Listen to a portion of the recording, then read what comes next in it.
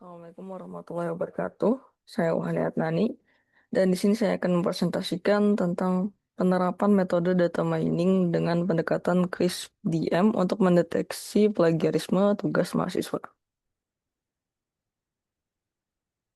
Pertama, di sini akan dibahas tentang latar belakang dan tujuan penelitian, kemudian tinjauan pustaka tentang data mining, CRISP-DM, dan plagiarisme. Lalu ada implementasi metodologi CRISP-DM, lalu hasil dan pembahasan, dan terakhir kesimpulan dan rekomendasi. Yang pertama-tama latar belakang, terdapat permasalahan plagiarisme. Jadi sekitar 30-40% mahasiswa itu pernah melakukan plagiarisme. Deteksi manual tidak efisien dan memakan waktu. Dan juga kemudahan akses sumber digital meningkatkan risiko terjadinya plagiarisme ini. Solusinya dengan data mining dan CRISP-DM, sistem deteksi plagiarisme otomatis yang akurat dan efisien dapat dibuat atau dibangun. Lalu tujuan penelitiannya, yang pertama implementasi CRISP-DM, yaitu menerapkan metodologi CRISP-DM secara sistematis dengan membangun sistem deteksi plagiarisme. Yang kedua, analisa algoritma, yaitu membandingkan efektivitas berbagai algoritma text similarity. Yang ketiga, evaluasi akurasi, yaitu mengukur tingkat akurasi sistem dalam mendeteksi berbagai jenis plagiarisme. Jadi ada beberapa tahapan dalam metodologi CRISP-DM. Yang pertama ada business understanding, kemudian yang kedua data understanding, selanjutnya data preparation, lalu data dalam modeling, kemudian evaluation, dan terakhir adalah deployment. Yang fase pertama dan kedua, yaitu pertama business understanding. Tujuannya itu sistem deteksi ini sistem deteksi plagiarisme dengan akurasi di atas 85%. Kriteria keberhasilannya, precision dan recall-nya di atas 85%, processing time-nya kurang dari 5 detik, dan user-friendly interface. Kemudian data understanding, sumber datanya terdapat 500 data tugas mahasiswa, 2000 dokumen referensi, dan PAN Competition Dataset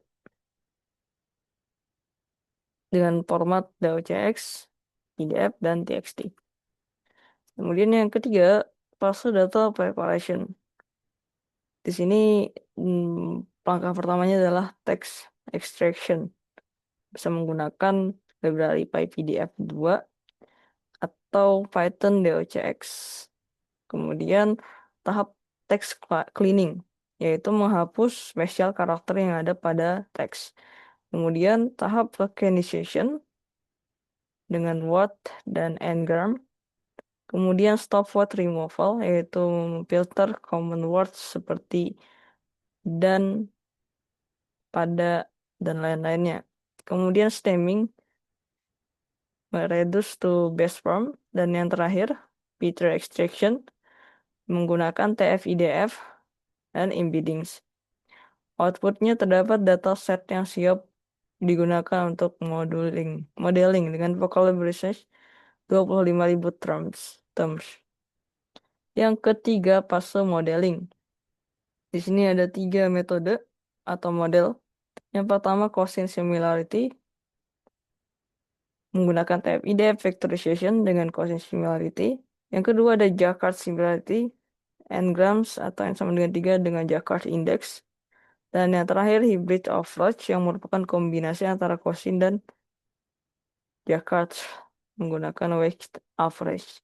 Dan pada penelitian ini hybrid approach dinyatakan sebagai model terbaik. Jadi hasil evaluasi modelnya ada sebagai berikut. Yang saat menggunakan Gaussian similarity, precision-nya menghasilkan nilai 87% dengan recall 85% dan F1 score-nya 86%. Yang kedua, dengan Jacquard similarity didapatkan precision 84%, recall-nya 82%, dan F1 score-nya 83%. Dan menggunakan hybrid model yang merupakan kombinasi antara keduanya dihasilkan precision yang lebih tinggi yaitu 89%, recall 87%, dan advance score-nya 88%.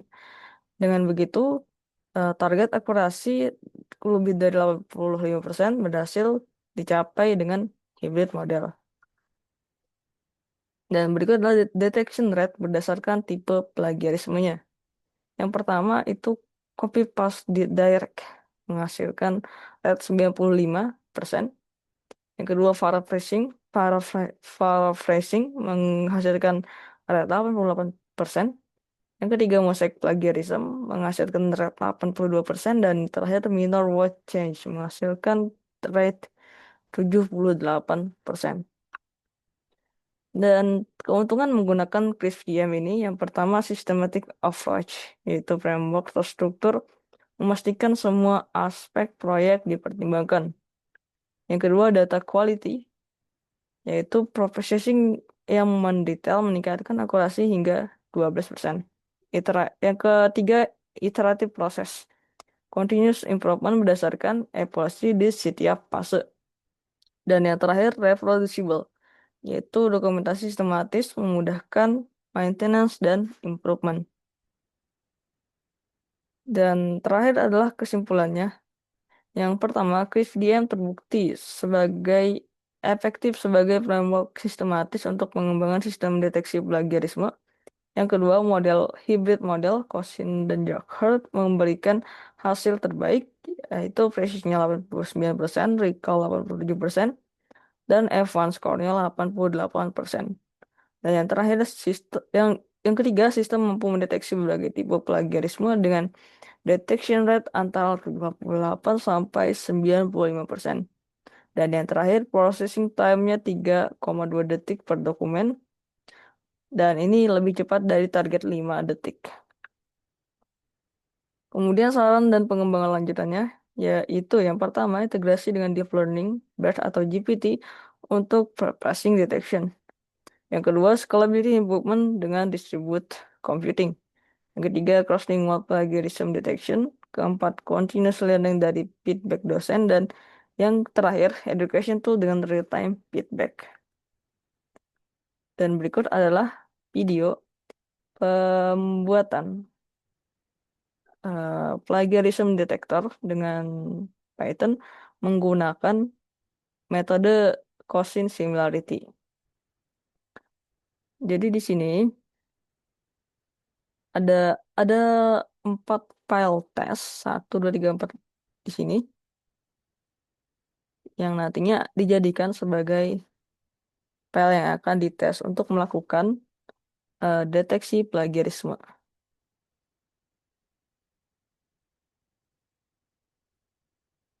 Jadi dia di sini menggunakan TF-IDF dan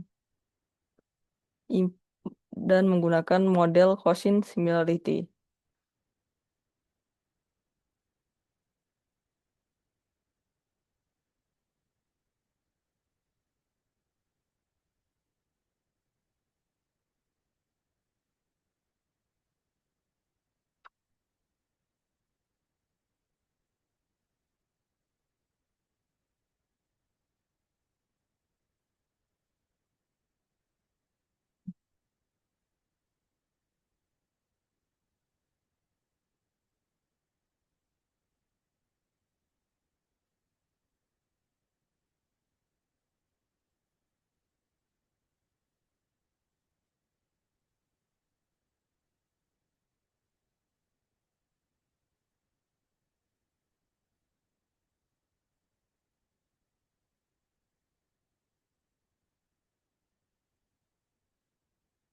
Ya, pertama-tama dulu di sini dia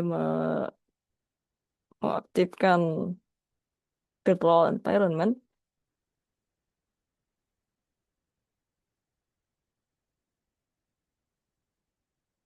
Selanjutnya dia menginstal paket yang diperlukan. Di sini ada scikit-learn, kemudian scipy,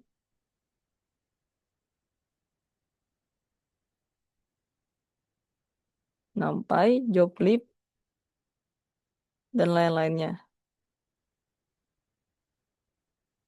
Setelah semua package-nya terinstall, di sini dia mengimport semua paket yang akan digunakan. Yang pertama ada itu TF-IDF, kemudian Cosin Similarity,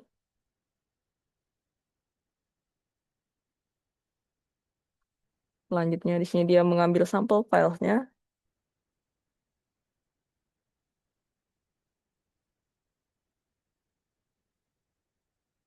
yaitu dia ngambil semua file txt yang ada di direktorinya saat ini, yaitu test file 4 ini, 1, 2, 3, 4 ini sebagai sampel. Kemudian di sini dia membuat vectorize dan mendefinisikan fungsi similarity-nya dengan cosine similarity.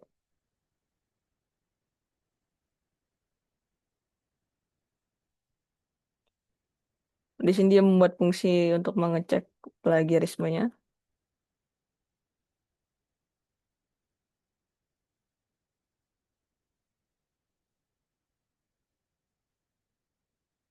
Dan nanti hasilnya adalah skor antara 0 sampai 1. Dan terakhir dia membuat eh,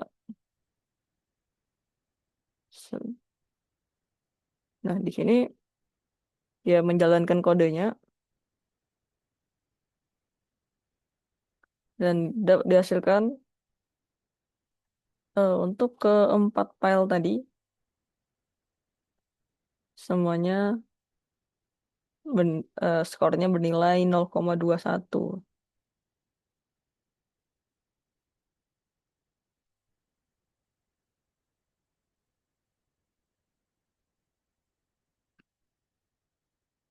Hal hal itu terjadi karena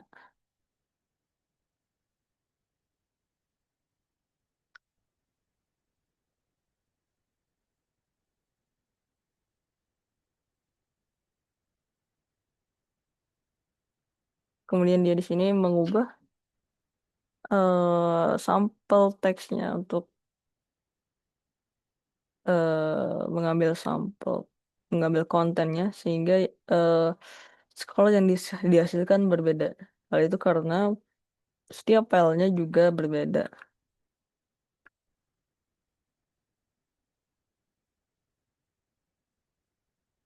Jadi dapat di berdasarkan kode ini dapat dihasilkan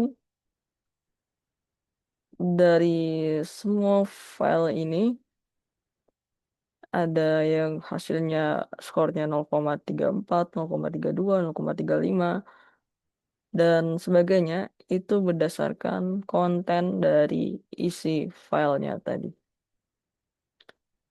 Ini adalah salah satu contoh penerapan yang sederhana yang belum diberikan interface, UI interface yang baik untuk mendukung eh, sistem deteksi plagiarisme yang lebih baik.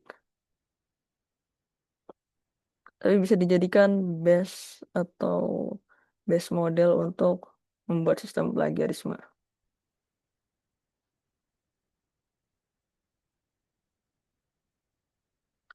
Jadi itu saja eh, presentasi dari saya. Atas perhatiannya saya ucapkan terima kasih.